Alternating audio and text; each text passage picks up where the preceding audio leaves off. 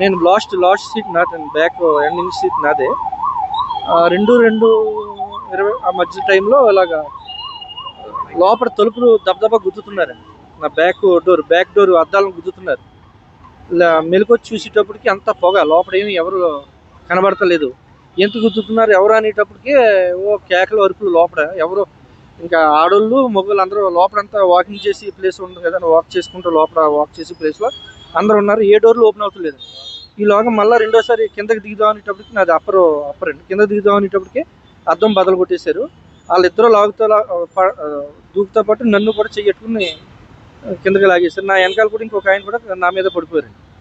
కింద పడిపోయాక ఒక 2-3 నిమిషాలు ఏం మాకేం తెలియలేదు. అప్పుడు బస్సు పక్క ఆపి ఉందండి. లేచి చూసేటప్పటికి ఆల్రెడీ ఫ్రంట్ అంతా కాలిపోయి ఫైర్ అయిపోయి పేలిపోతుందండి. టప్ టప్ టప్ సౌండ్తో పేలిపోతుంది.